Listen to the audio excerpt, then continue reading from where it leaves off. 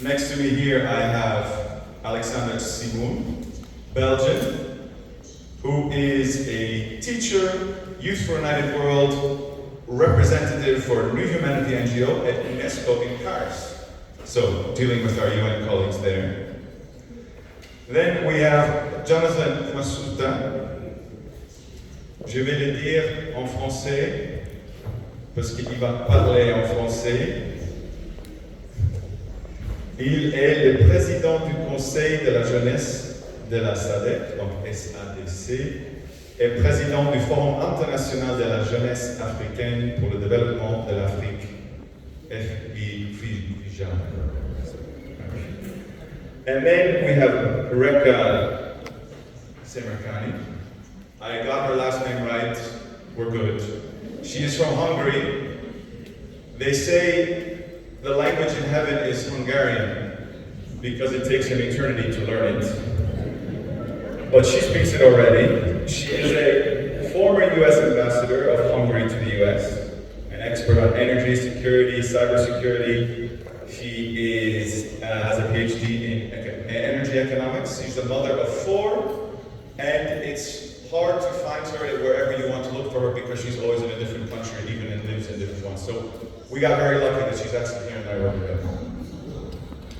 So with this panel, we have a very simple task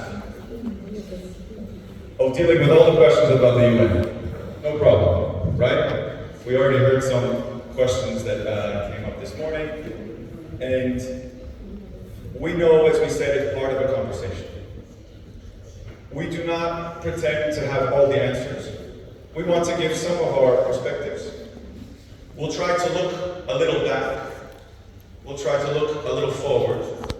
And we'll try to look a little inside, both the UN and perhaps ourselves. Because while we can undoubtedly say that the UN is imperfect, its founding, the United Nations remains one of the most ambitious projects in human history. An attempt to organize coexistence through law, dialogue, and cooperation. Conceived in the aftermath of the Second World War, it was born from the conviction that international peace could no longer rely on balance of power or alliances, but on a permanent system of collective responsibility. In its first decades, the United Nations provided the institutional setting for the end of colonial empires and the birth of new nations, many of which are from this continent. Between 1945 and the 1970s, the General Assembly served as the platform where emerging states claimed recognition and equality.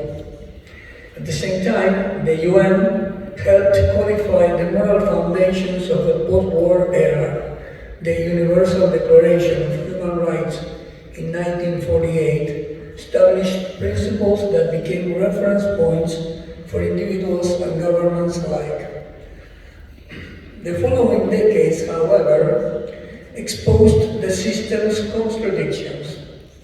The Cold War divided the Security Council and paralyzed collective security. The very body. We need to see what worked. And you very much reminded us that it is not just the nations or the very nice staff, some of which that we met today, but it is also the people in this room, the NGOs, the people like Alex who are representatives of these NGOs to the UN that are helping build things up from the ground up. So there's a lot of opportunity there. Alexander, maybe I can give you the easy question, but what is there to celebrate?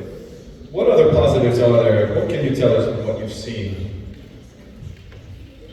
Well, let me start with an experience I did last Thursday, the day before coming here. Because also I would like to go back to the moment of birth of the UN for a moment. Last week with my students, I'm a teacher, we went to a place, a museum in Belgium. And the museum has a big wall.